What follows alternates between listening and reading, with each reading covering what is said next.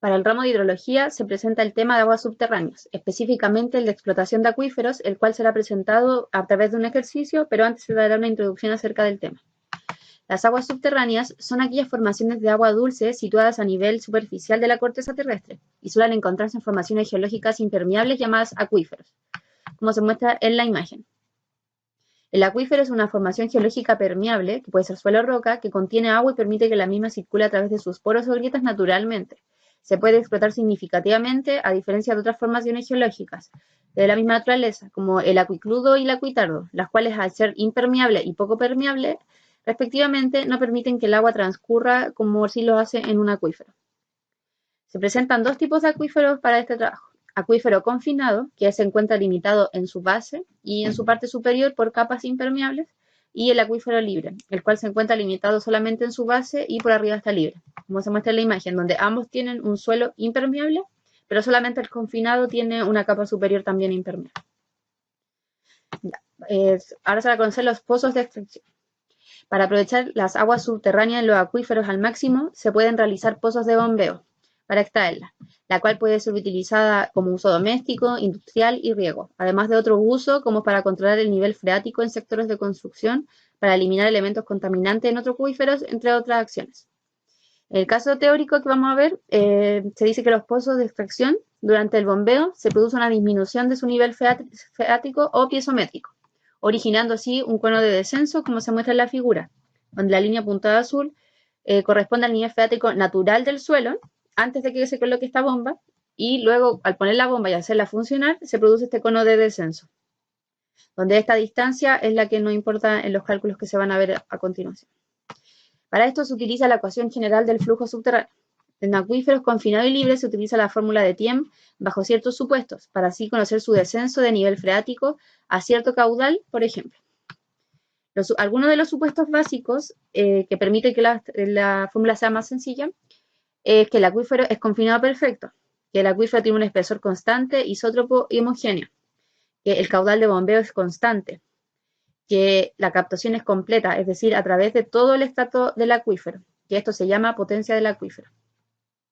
Y posterior a esto, se puede ver la realidad, que en realidad si existen acuíferos libres, y ahí se adapta la fórmula que se va a presentar, por ejemplo, también si hay una pared impermeable o si el caudal de bombeo es variable. Ya, para un acuífero confinado en régimen permanente se utiliza la siguiente fórmula, se muestra aquí, donde aquí se puede ver que el acuífero está limitado por una capa impermeable arriba y por abajo. Y a continuación se va a explicar qué significa cada valor. Y para un acuífero libre, también en régimen permanente, donde solamente tiene la capa impermeable acá abajo, se utiliza la siguiente fórmula, donde se puede ver que la diferencia radica principalmente en los S, la H, aquí la T y la K.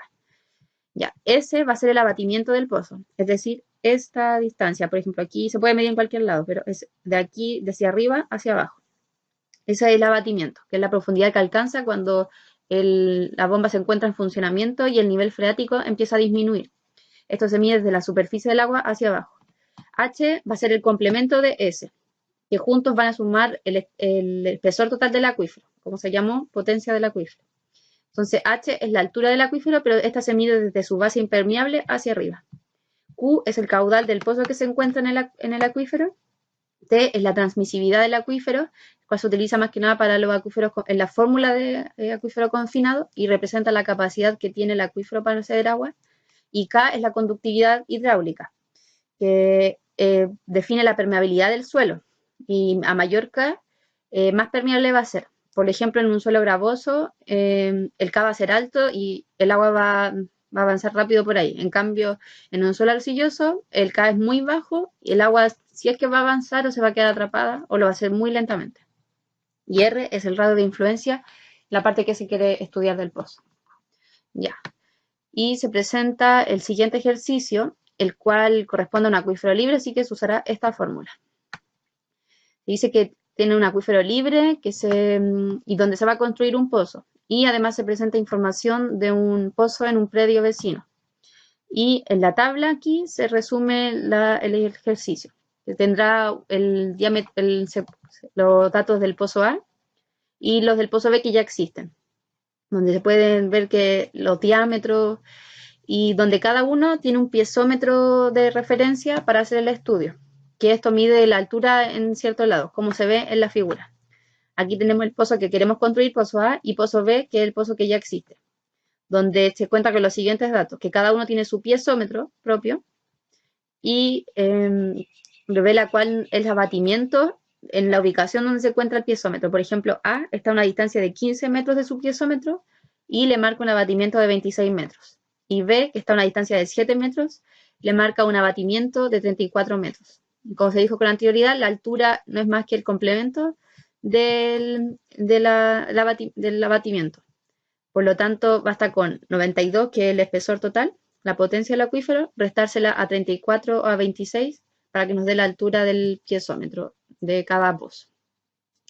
Ya, y con los datos que nos dieron, es posible realizar los cálculos que van a pedir. Aquí hay una vista en planta de cómo se ven.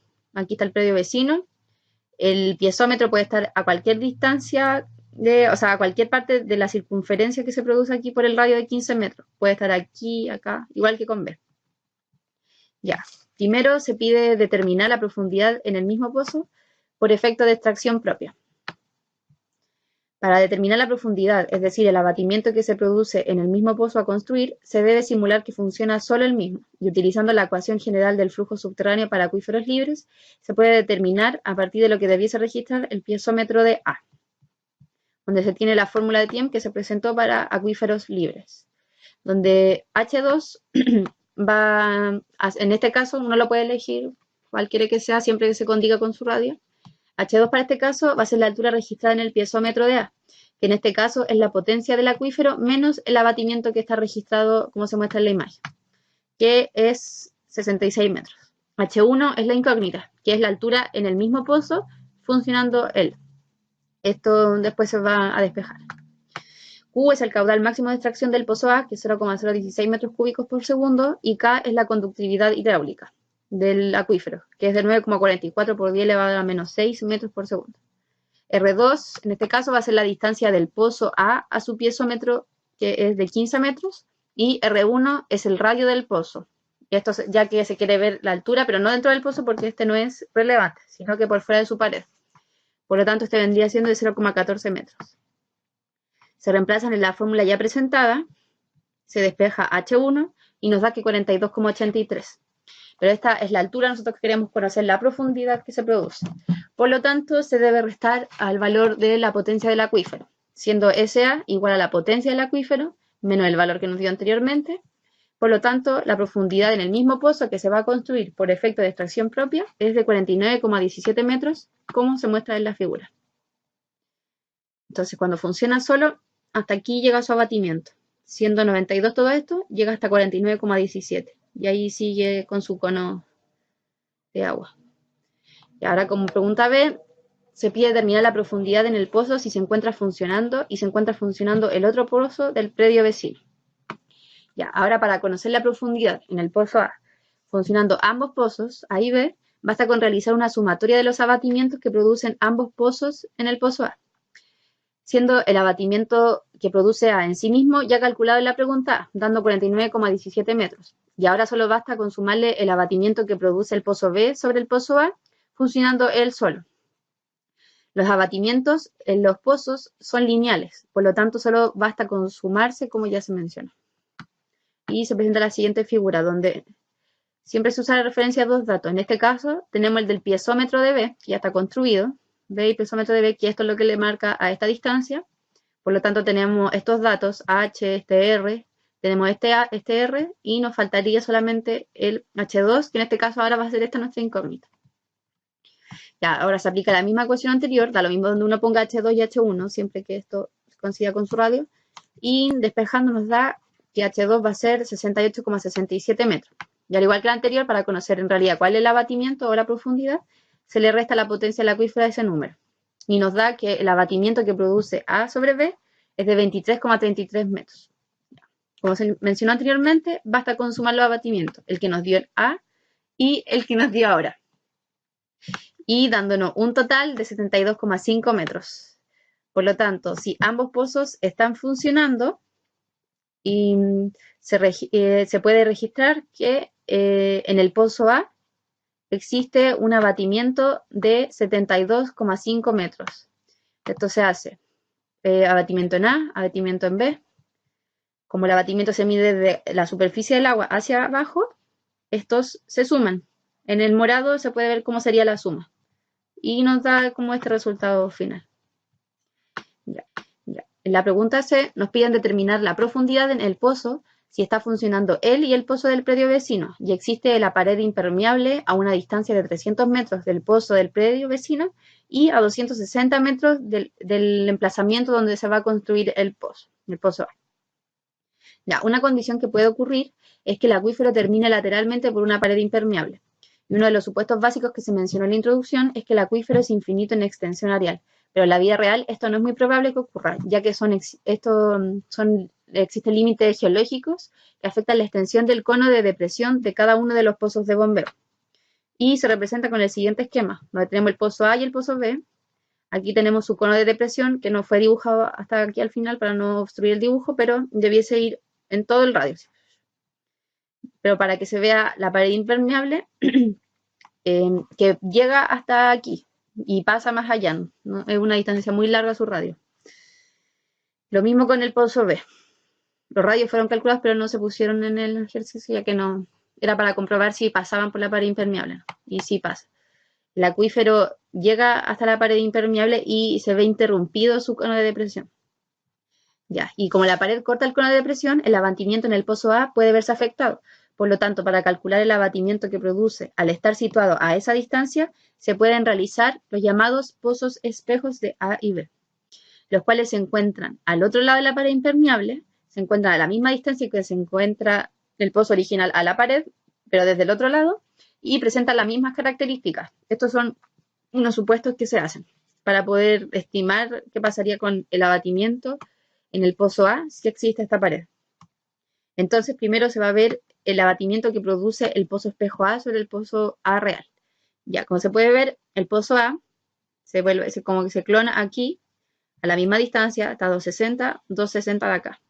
Y como tiene las mismas características que el caudal, el diámetro, si tuviera un piezómetro, también el piezómetro a la misma distancia, también marcaría el mismo abatimiento. Entonces, el abatimiento que produce A, hacia a la izquierda, lo produce el pozo A', que es el pozo espejo, de la misma manera, cortando justo en el mismo punto. Y se puede conocer este abatimiento, que sería el abatimiento que produce el pozo espejo A sobre el pozo A real. Y se utiliza la misma ecuación de tiempo que se está utilizando de referencia en los ejercicios anteriores. Se reemplaza lo del piezómetro 66 metros cuadrados, los radios, que en este caso la distancia entre los pozos va a ser de 520 metros, y la distancia de A su propio piezómetro, que es la información que se ocupa de referencia, dándonos que la altura que produce va a ser de 79,17 metros. Y para calcular el abatimiento se le resta la potencia, dándonos 12,83 metros. Se realiza exactamente el mismo método con el pozo espejo B. Ya se hace el espejo de B a 300 metros en este caso, de la pared, y se hace hacia el pozo A. Aquí lo que cambia va a ser el caudal, que va a ser el del caudal del pozo B, y la distancia ya no va a ser 520, va a ser 560 porque son 40 metros más que se suman aquí extra. Y nos da finalmente, después de realizar todos los cálculos, que el abatimiento que produce el caudal espejo B sobre A es de 9,77 metros. Y luego basta con sumar todos los abatimientos que se produce en el pozo A para conocer el abatimiento total, SA, SBA, S'A sobre A y S'B sobre A, dándonos 95,1 metros, pero la potencia del acuífero es de 92 metros, lo cual es menor al abatimiento dado y se escapa de la realidad. El rango de validez del modelo que se utilizó para realizar tiene ciertos límites, lo cual aquí se comprueban, el cual solo es válido hasta que el abatimiento es igual a la potencia del acuífero. Por lo tanto, lo que en realidad puede ocurrir es que el abatimiento en el pozo A con la pared impermeable a la distancia dicha contempla todo el estrato del acuífero. Entonces, puede concluir que las aguas subterráneas son parte fundamental del desarrollo humano, ya que otorgan un recurso fundamental para su sustento. Antes de construir el futuro pozo, es recomendable tener los resultados teóricos acerca de su funcionamiento para ver si es funcional y de utilidad en su uso, aunque los modelos sean un poco limitados en cuanto a la realidad, sirven para tener una información previa.